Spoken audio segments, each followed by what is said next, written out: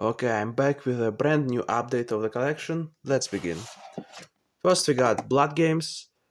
This was so much fun. It's basically like I Spit on Your Grave, but with more action and not as serious, so this was really good. Really enjoyed it. The Children. I'm a big fan of Killer Kids movies. I think I told you this before. This one's kind of okay. I mean, it's not the worst, but the effects and makeup are kind of bad, but it's low budget, so I didn't expect much. Don't panic. This from director of Cemetery of Terror, which is a pretty decent Halloween movie. This one feels more like a more Hollywood movie, I guess. The director was sort of trying to make it more American friendly. It was okay. The final act was kind of rushed and weird, but the rest of the movie is fine. Kind of like Nightmare on Elm Street ripoff. It's okay. And the same one, same director, Grave Robbers. Okay, this is probably the worst from him so far that I've seen. I think he done some other stuff, but I only seen these three. And Grave Robbers, I don't know. This movie is kind of just all over the place. Just I don't know. Weird stuff is happening. Characters are unlikable. I don't know. Didn't really dig into it, but maybe I'll rewatch it one day.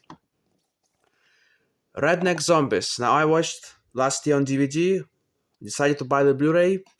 This is better on the rewatch. I think this movie does work if you view it as a comedy, because there's nothing serious in this movie. It's just complete joke after joke. It's nonsense, and yeah, it was really fun this time around.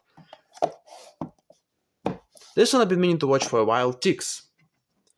Not perfect, but really fun. The setting is great, like the forest, very good summer vibe. The chicks themselves are scary in real life, and they're even more scary in this movie. So I really enjoyed this one. Some fun stuff. Lover's Lane. Okay, so this is one of those post Scream like ripoffs or knockoffs. This is probably one of the worst ones. I mean, like Urban Legend and Valentine, those movies are like fine, but this one was it was so boring. Like the kills are all off screen. Like there's barely any blood. The characters all suck, and the reveal is nonsense. Like we have, yeah, I don't know, didn't really care for it. Ghoulies. Now this, of course, from Charlie Band, producer. People kind of say this one sucks and the sequel is better, but I think it's okay. It feels a lot like a typical Full Moon, like Charlie Band movie. It's been okay.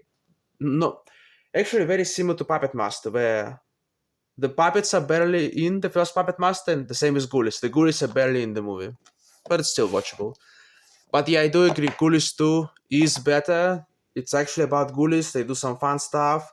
There's a carnival setting. It's really fun. Yeah, definitely better than this one. I want to watch the third one. Ghoulies Go to College. Sounds pretty good. Tombs of the Blind Dead. Now this one is part of a franchise. I was thinking if I should wait till there's a franchise like complete Blu-ray box set is released, but I said, fine, I'll get this Blu-ray. Yeah, it was pretty fun actually. The zombie design is great, like probably one of the best zombie designs. I mean, the story it's simple enough. It's all about zombies essentially. So if you like zombies, this is a fun watch. Not my favorite though from zombie movies, but House. Oh yeah, kind of a famous movie. I've heard lots of things about it. This is the Japanese House. I have seen the American one, and they actually both comedies, the American and Japanese one.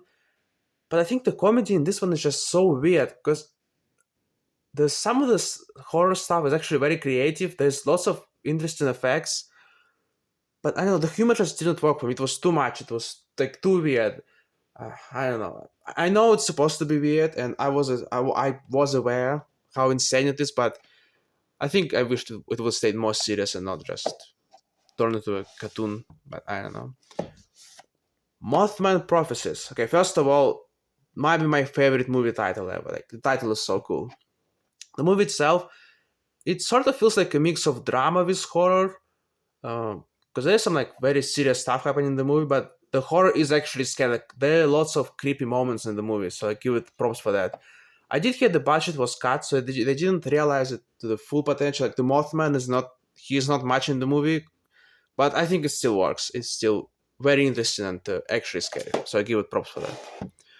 Okay, at last we got Masters of Horror season one. I'm gonna quickly go through the episodes. Let's see. Okay, Cigarette Burns, very similar to In the Mouth of Madness. I mean, it's Carpenter, so yeah. But I think it's really good. Not as good as In the Mouth of Madness, but still really fun. Dreams in Witch House, kind of felt all over the place. I did like that the first half, second half kind of just does some weird stuff. I don't know. Chocolate, this one didn't even feel like horror. It felt like a weird romance drama. I know Chocolate was probably one of the worst ones. Dance of the Dead, cool idea, but the story is never really explained. It's just kind of bunch of stuff. I don't know. The setting doesn't feel right. Yeah, weird one. Incident on and off Mountain Road. What a weird title. Yeah, this one was pretty good. Kind of a standard slasher, but some interesting backstory in there, some fun stuff. Hackle's Tale. That was a weird one. It was kind of slow at first, but the final act was definitely worth waiting for. The engine was amazing. Okay, we got Volume 2. It's both Season 1. Season 2 is kind of hard to find. Maybe one day I'll find it. Okay, we got Jennifer. Really fun one, yeah, from Argento. Really enjoyed Jennifer. Dear Woman. Now, this one feels like a comedy version of Jennifer. Like, they feel very similar, and it didn't work for me. I think I prefer more serious tone of Jennifer than Dear Woman. But Dear Woman did feel like X-Files, to be honest.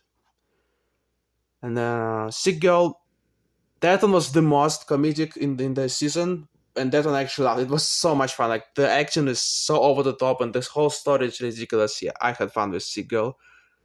Homecoming, this one was not really a comedy, but basically a satire, and it was kind of weird in places, but I guess it's worth a watch. Like the satire is interesting, but it's not the best.